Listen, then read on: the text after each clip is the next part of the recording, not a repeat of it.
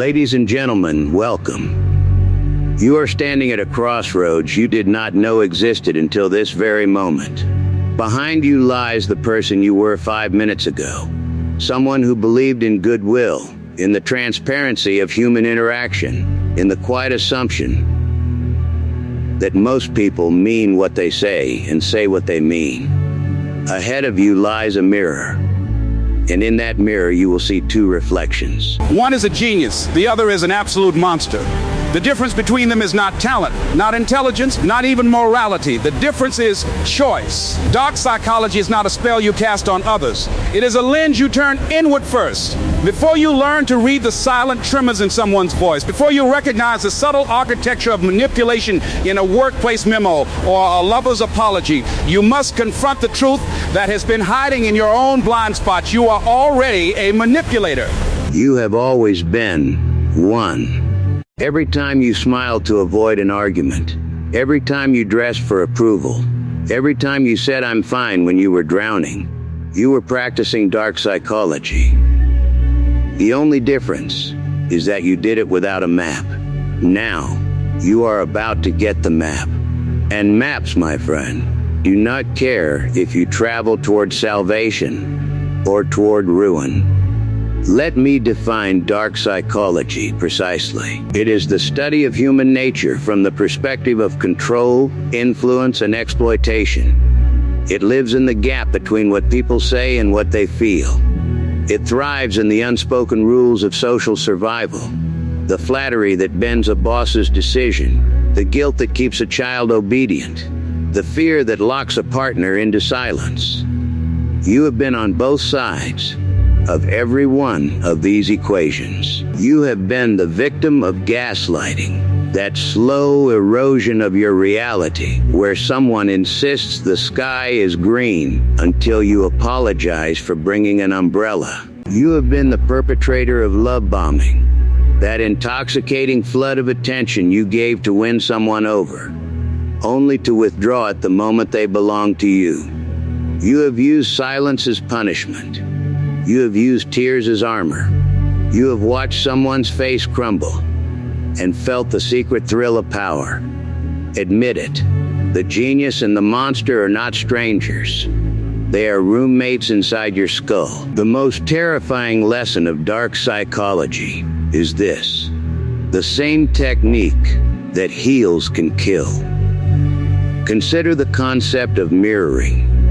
When performed with conscious empathy, mirroring someone's posture, tone, and emotional rhythm builds trust, creates safety, and allows a therapist to guide a patient out of trauma. When performed with predatory intent, mirroring becomes the tool of a cult leader, a con artist, or a narcissist who needs to know your deepest fears so they can weaponize them later.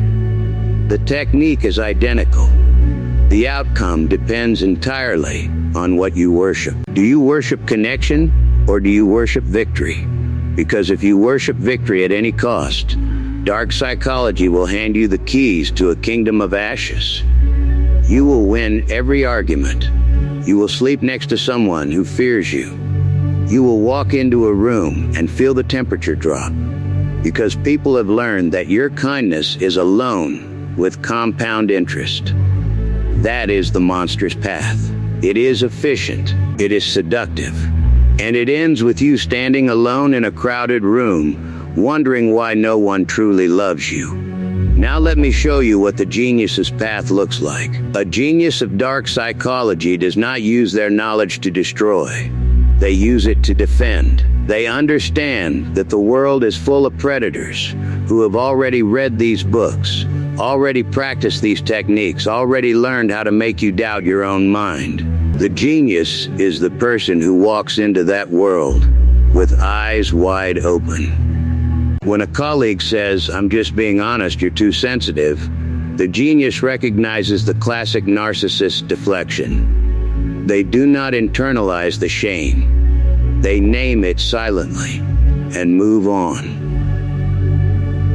When a partner uses the silent treatment, the genius does not beg for reconciliation. They recognize the withdrawal of affection as a control tactic, and they refuse to play. When a salesperson creates false urgency, this offer expires in 10 minutes. The genius smiles and says, "Then I'll take my chances." Dark psychology, in the hands of the genius, becomes a shield. It is the difference between knowing how a lock works so you can pick it, and knowing how a lock works so you can build a stronger door. But here is where the title of this speech bites like a serpent. After this video, you will become a genius or an absolute monster. Notice I did not say you will remain the same. Ignorance is the only safety. Once you see the machinery of manipulation, you cannot unsee it. You will start noticing the micro expressions that give away a liar's fear. You will hear the subtle recruitment language in every group, the way leaders use we to manufacture belonging, and they to manufacture enemies. You will feel the cold fingers of guilt when someone says, "After everything I've done for you." And here is the horror. You will realize that your own mind has been running these programs automatically for years. Every time you cried to get out of trouble as a child, you were testing dark psychology. Every time you exaggerated an achievement to impress a date, you were practicing dark psychology. The only question now is whether you will continue to run on autopilot, or whether you will take the wheel with full, terrifying awareness. Let me give you 3 principles that separate the genius from the monster. The first is intent. The genius asks, does this action increase the net freedom of the people involved? The monster asks, does this action increase my power? These 2 questions seem similar, but they are oceans apart. When you use dark psychology to help someone escape an abusive relationship, you are a genius. When you use the same techniques to trap someone in one, you are a monster. The techniques do not change. Your soul does. The second principle is reversibility. A genius never uses a manipulative tactic that would destroy them if it were used in return. If you are willing to gaslight someone, you must be willing to accept that someone else will gaslight you. If you deploy love bombing to secure loyalty, you must accept that one day you will be love bombed by someone who plans to discard you. Dark psychology follows the law of mirrors. What you send out will reflect back, not always from the same person, but always from the universe. The monster thinks they are above this law. The genius knows they are not. The third principle is the legacy question. Imagine yourself at 80 years old, looking back at every interaction where you chose manipulation over honesty. The genius will see a few necessary exceptions: a lie to protect a child from terror, a strategic silence to prevent an explosion of violence, a redirected conversation to save someone from humiliation. The monster will see a graveyard of broken trust, a trail of people who flinched at their name, a life where the cost of winning was the inability to be known. That is the real punishment of the monster's path. Not jail, not karma. Loneliness so complete that you forget what genuine connection feels like. I want to take you into a specific technique so you understand the razor's edge we are walking. It is called the Stockholm Gambit. You offer someone a small, unexpected kindness when they are at their lowest. A cup of coffee,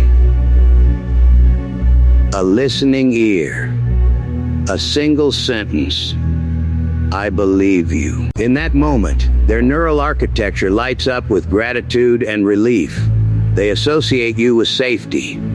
That is the genius application. using a simple act of humanity to anchor someone back to reality after they have been gaslit by someone else. But the monster's application is to manufacture the crisis first. The monster isolates the target, creates a problem only the monster can solve, then steps in as the hero. This is how cults recruit.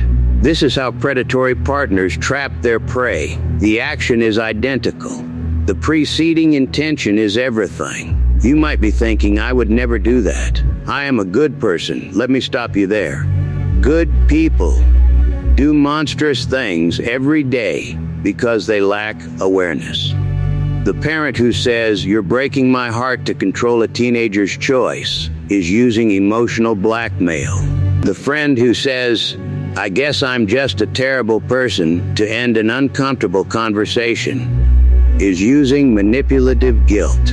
The leader who says, "Everyone else agrees with me" to shut down dissent is using social proof as a weapon. These are not villains twirling mustaches. These are ordinary people who never learned that their survival instincts had a dark side. Dark psychology does not create monsters. It reveals the monster that was already there, dressed in the comfortable clothes of everyday life.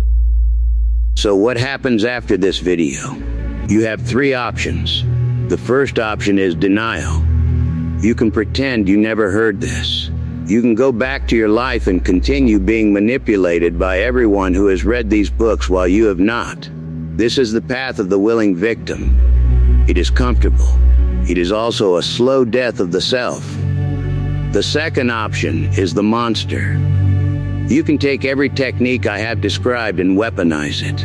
You can watch people crumble and feel a godlike thrill. You can accumulate power, money, and admiration while hollowing out everyone around you. This path works brilliantly for about 5 years. Then the walls close in. Every relationship becomes a negotiation. Every smile hides an agenda. You will succeed at everything that does not matter and fail at everything that does. The third option is the genius. You learn, you practice, you build awareness not to attack but to discern. When someone tries to manipulate you, you do not react with rage or fear. You see the move for what it is, and you choose your response from a place of calm power. You also hold yourself accountable.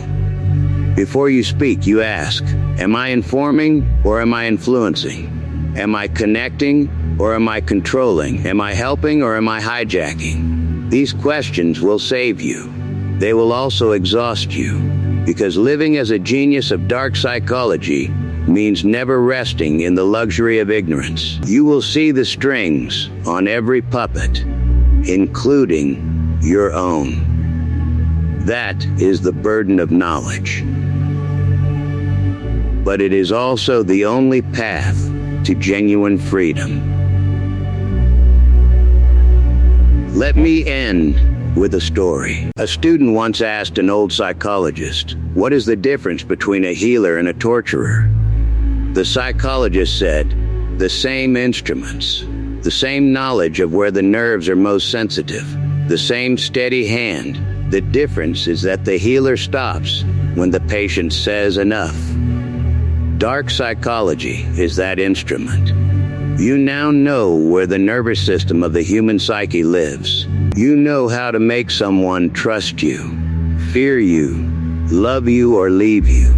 You know how to rewrite memories, implant doubts, and shatter confidence with 3 sentences. You are holding a scalpel. You can perform surgery, or you can perform butchery. The blade does not care. The patient does. And so does the person you will see in the mirror tomorrow morning. After this video, you will become a genius or an absolute monster. Not because the video changes you, but because it reveals you. The choice is yours. And it is the only choice that has ever mattered.